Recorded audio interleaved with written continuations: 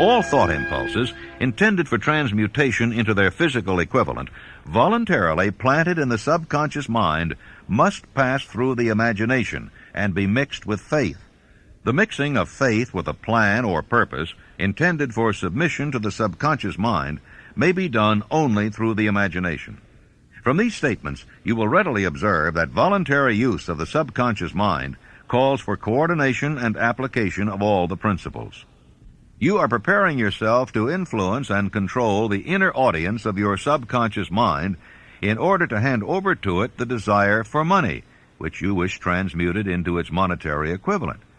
It is essential, therefore, that you understand the method of approach to this inner audience.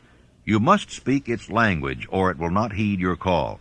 It understands best the language of emotion or feeling. Let us therefore describe here the 7 major positive emotions and the 7 major negative emotions, so that you may draw upon the positives and avoid the negatives when giving instructions to your subconscious mind. The 7 major positive emotions: the emotion of desire, the emotion of faith, the emotion of love, the emotion of sex, the emotion of enthusiasm, the emotion of romance, the emotion of hope. There are other positive emotions, but these are the 7 most powerful and the ones most commonly used in creative effort. Master these 7 emotions. They can be mastered only by use, and the other positive emotions will be at your command when you need them. Remember in this connection that you are studying a book which is intended to help you develop a money consciousness by filling your mind with positive emotions. The 7 major negative emotions to be avoided: the emotion of fear, the emotion of jealousy, the emotion of hatred, the emotion of revenge, the emotion of greed, the emotion of superstition, the emotion of anger. Positive and negative emotions cannot occupy the mind at the same time. One or the other must dominate. It is your responsibility to make sure that positive emotions constitute the dominating influence of your mind. Here the law of habit will come to your aid. Form the habit of applying and using the positive emotions. Eventually they will dominate your mind so completely that the negatives cannot enter it. Only by following these instructions literally and continuously can you gain control over your subconscious mind. The presence of a single negative in your conscious mind is sufficient to destroy all chances of constructive aid from your subconscious mind.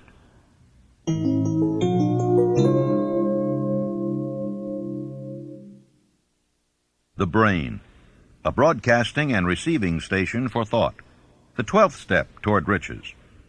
More than 40 years ago, the author, working in conjunction with the late Dr. Alexander Graham Bell and Dr. Elmer R. Gates, observed that every human brain is both a broadcasting and receiving station for the vibration of thought. The subconscious mind is the sending station of the brain, through which vibrations of thought are broadcast.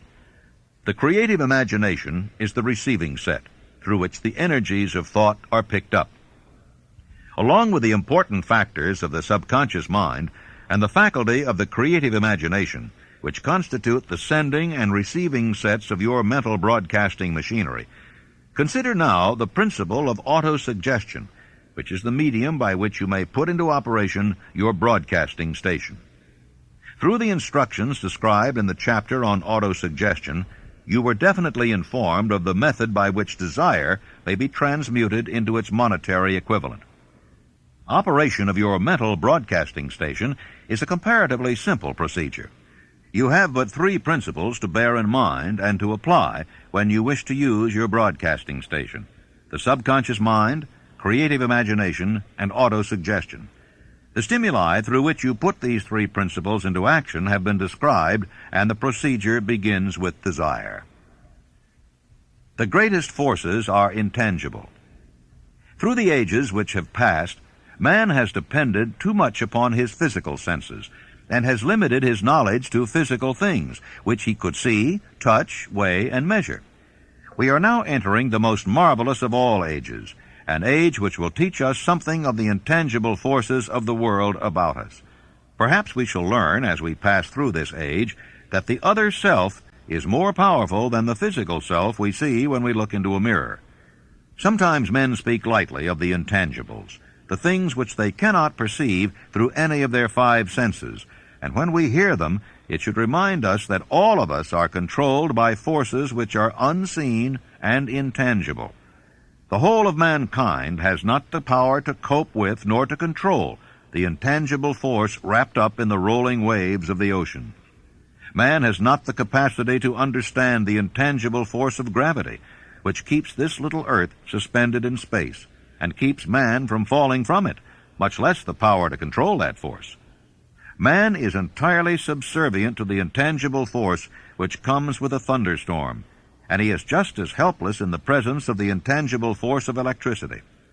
Nor is this by any means the end of man's ignorance in connection with things unseen and intangible. He does not understand the intangible force and intelligence wrapped up in the soil of the earth, the force which provides him with every morsel of food he eats, every article of clothing he wears, every dollar he carries in his pockets. The power of thought is the only thing over which you have complete, unchallenged, and unchallengeable control. Controlled by power of will. In giving human beings control over but one thing, the Creator must have chosen the most important of all things. This is a stupendous fact that merits your most profound consideration. If you give it this sort of consideration, you will discover for yourself the rich promises available to those who become masters of their own mind power through self-discipline.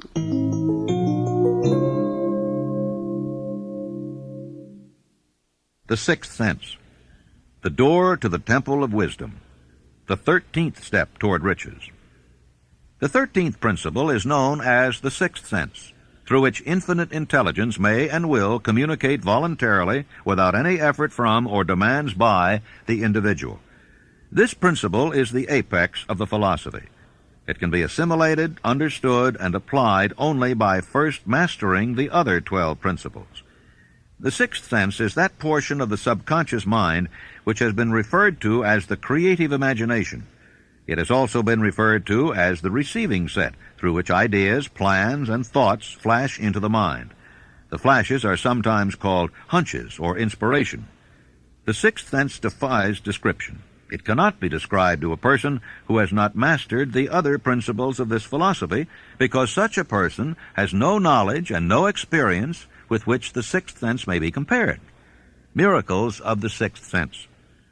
The author is not a believer in, nor the advocate of miracles, for the reason that he has enough knowledge of nature to understand that nature never deviates from her established laws. Some of her laws are so incomprehensible that they produce what appear to be miracles. The sixth sense comes as near to being a miracle as anything I have ever experienced. This much the author does know, that there is a power or a first cause or an intelligence which permeates every atom of matter and embraces every unit of energy perceptible to man, that this infinite intelligence converts acorns into oak trees, causes water to flow downhill in response to the law of gravity, follows night with day and winter with summer, each maintaining its proper place and relationship to the other. This intelligence may, through the principles of this philosophy, be induced to aid in transmuting desires into concrete or material form. The author has this knowledge because he has experimented with it and has experienced it. Step by step through the preceding chapters, you have been led to this, the last principle. If you have mastered each of the preceding principles, you are now prepared to accept, without being skeptical, the stupendous claims made here. If you have not mastered the other principles, you must do so before you may determine definitely whether or not the claims made in this chapter are fact or fiction. Long before I had ever written a line for publication or endeavored to deliver a speech in public, I followed the habit of reshaping my own character by trying to imitate the 9 men whose lives and works had been most impressive to me. These 9 men were Emerson, Paine, Edison, Darwin, Lincoln, Burbank, Napoleon, Ford, and Carnegie.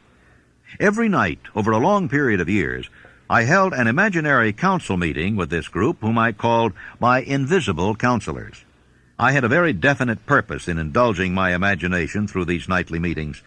My purpose was to rebuild my own character so it would represent a composite of the characters of my imaginary counselors. Realizing, as I did early in life, that I had to overcome the handicap of birth in an environment of ignorance and superstition, I deliberately assigned myself the task of voluntary rebirth through the method I have described above. Building character through autosuggestion. I knew, of course, that all men have become what they are because of their dominating thoughts and desires. I knew that every deeply seated desire has the effect of causing one to seek outward expression through which that desire may be transmuted into reality. I knew that self-suggestion is a powerful factor in building character, that it is, in fact, the sole principle through which character is built. With this knowledge of the principles of mind operation, I was fairly well armed with the equipment needed in rebuilding my character. In these imaginary council meetings, I called on my cabinet members for the knowledge I wished each to contribute. My method of addressing the members of the imaginary cabinet would vary according to the traits of character in which I was, for the moment, most interested in acquiring. I studied the records of their lives with painstaking care.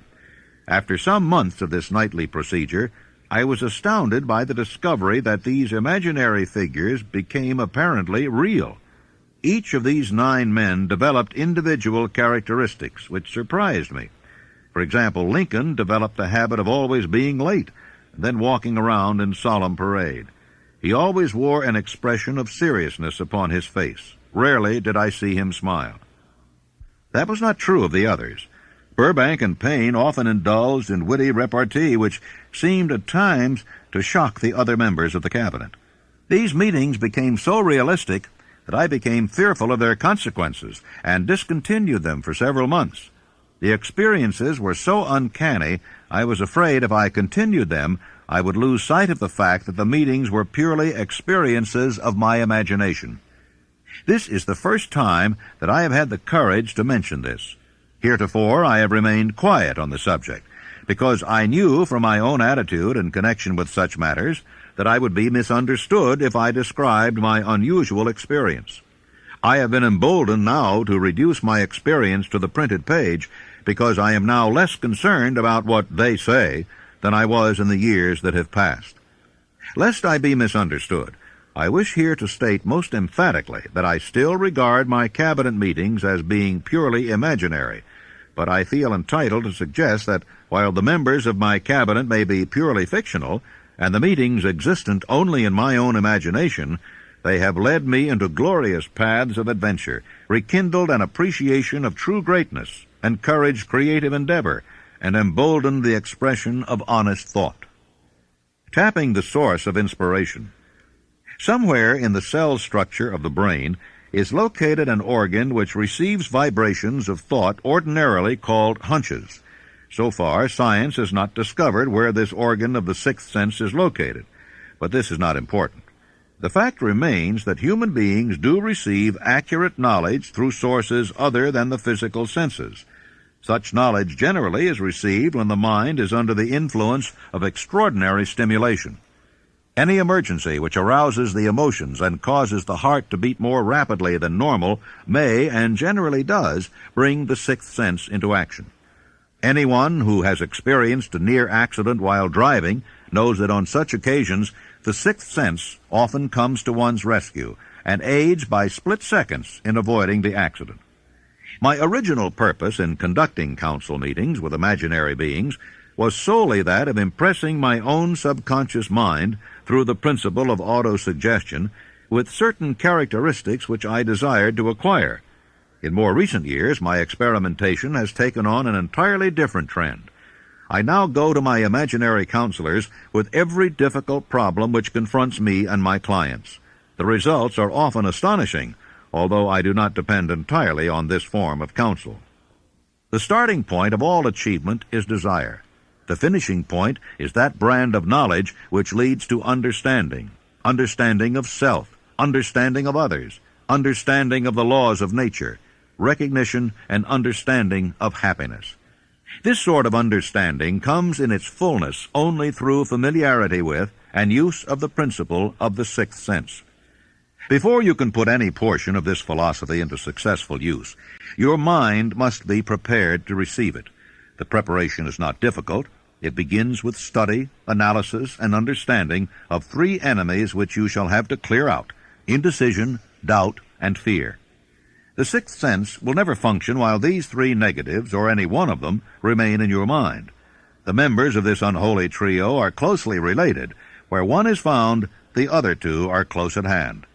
The 6 basic fears. There are 6 basic fears, with some combination of which every human suffers at one time or another. Most people are fortunate if they do not suffer from the entire 6. Named in the order of their most common appearance, they are the fear of poverty, the fear of criticism, the fear of ill health. That's at the bottom of most of one's worries. The fear of loss of love of someone, the fear of old age, the fear of death.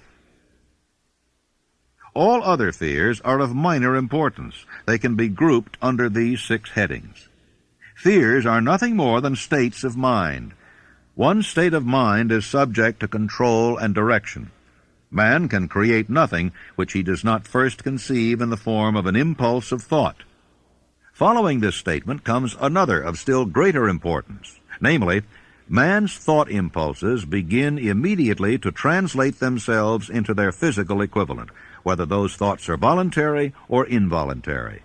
Thought impulses which are picked up by mere chance, thoughts which have been released by other minds, may determine one's financial, business, professional, or social destiny just as surely as do the thought impulses which one creates by intent and design. We are here laying the foundation for the presentation of a fact of great importance to the person who does not understand why some people appear to be lucky, while others of equal or greater ability, training, experience, and brain capacity seem destined to ride with misfortune.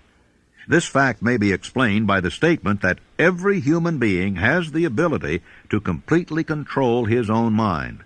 And with this control, obviously, every person may open his mind to the tramp thought impulses which are being released by other brains, or close the doors tightly and admit only thought impulses of his own choice. Nature has endowed man with absolute control over but one thing, and that is thought.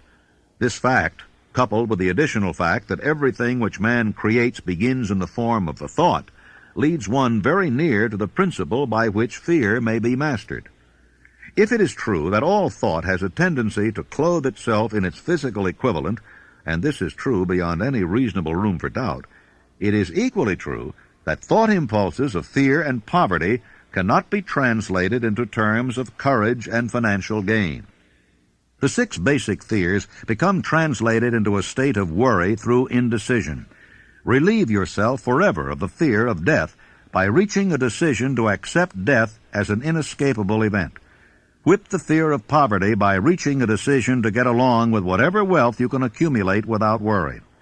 Put your foot upon the neck of fear of criticism by reaching a decision not to worry about what other people think, do, or say. Eliminate the fear of old age by reaching a decision to accept it, not as a handicap, but as a great blessing which carries with it wisdom, self-control, and understanding not known to youth. Acquit yourself of the fear of ill health by the decision to forget symptoms. Master the fear of loss of love by reaching a decision to get along without love if that is necessary. Kill the habit of worry in all its forms by reaching a general blanket decision that nothing which life has to offer is worth the price of worry. With this decision will come poise, peace of mind, and calmness of thought, which will bring happiness. A man whose mind is filled with fear not only destroys his own chances of intelligent action, but he transmits these destructive vibrations to the minds of all who come into contact with him, and also destroys their chances. The devil's workshop. In addition to the 6 basic fears, there is another evil by which people suffer. It constitutes a rich soil in which the seeds of failure grow abundantly. It is so subtle that its presence often is not detected. This affliction cannot properly be classed as a fear. It is more deeply seated and more often fatal than all of the 6 fears. For want of a better name, let us call this evil susceptibility to negative influences. Men who accumulate great riches always protect themselves against this evil. The poverty-stricken never do. Those who succeed in any calling must prepare their minds to resist the evil. If you are reading this philosophy for the purpose of accumulating riches, you should examine yourself very carefully to determine whether you are susceptible to negative influences. If you neglect this self-analysis, you will forfeit your right to attain the object of your desires. How to protect yourself against negative influences? To protect yourself against negative influences, whether of your own making or the result of the activities of negative people around you, recognize that you have a willpower and put it into constant use until it builds a wall of immunity against negative influences in your own mind. Recognize the fact that you and every other human being are by nature lazy, indifferent, and susceptible to all suggestions which harmonize with your weaknesses. Recognize that you are by nature susceptible to all the 6 basic fears, and set up habits for the purpose of counteracting all those fears. Recognize that negative influences often work on you through your subconscious mind. Therefore, they are difficult to detect, and keep your mind closed against all people who depress or discourage you in any way. Clean out your medicine chest, throw away all pill bottles, and stop pandering to colds, aches, pains, and imaginary illness. Deliberately seek the company of people who influence you to think and act for yourself. Do not expect troubles, as they have a tendency not to disappoint. Without doubt, the most common weakness of all human beings is the habit of leaving their minds open to the negative influence of other people. This weakness is all the more damaging because most people do not recognize that they are cursed by it, and many who acknowledge it neglect or refuse to correct the evil until it becomes an uncontrollable part of their daily habits. In parting, I would remind you that life is a checkerboard, and the player opposite you is time. If you hesitate before moving, or neglect to move promptly, your men will be wiped off the board by time. You are playing against a partner who will not tolerate indecision. Previously, you may have had a logical excuse for not having forced life to come through with whatever you asked, but that alibi is now obsolete because you are in possession of the master key that unlocks the door to life's bountiful riches. The master key is intangible, but it is powerful. It is the privilege of creating in your own mind a burning desire for a definite form of riches.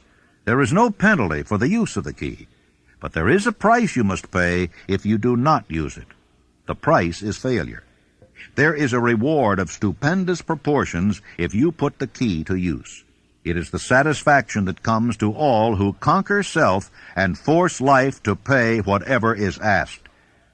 It has been said that I have made more successful men than any man living today. I don't know whether that's true or not, because there's no way of getting accurate statistics.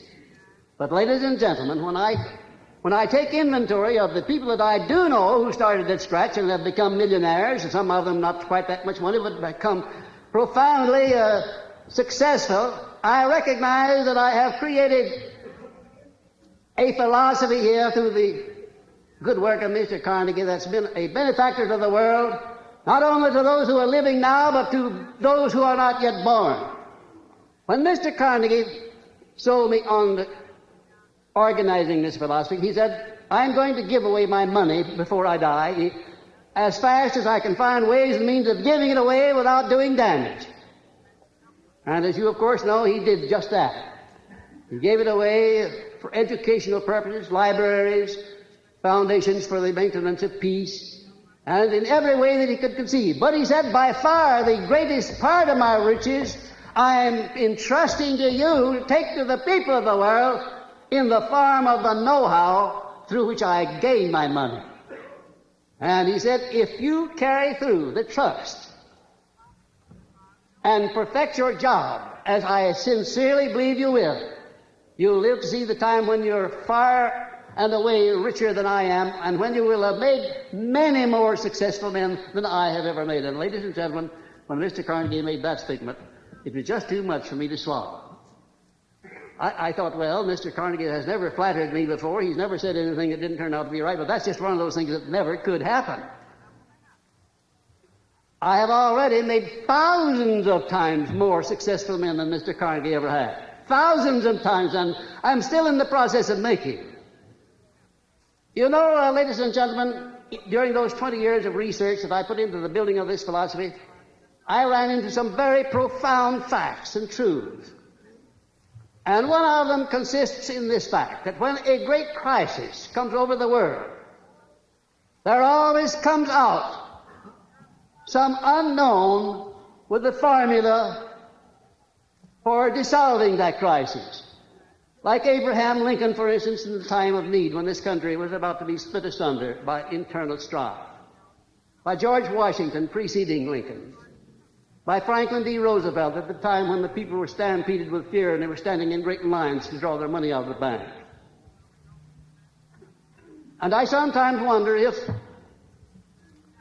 this hand of destiny, which has such a long arm behind it, doesn't reach over in places like the one where I was born and lift out people out of humble and lowly stations and give them great jobs to do in life as an inspiration and an object lesson to other people to show what can be done when one recognizes the God-given power of thought and puts it to proper use. Because if you really and truly tune in on the main line of my source of faith and my source of enthusiasm, become indoctrinated with this philosophy, no matter what it is that you're doing in life, what it is you want to do, you'll find the way always open, and I thank you very much. Thank you.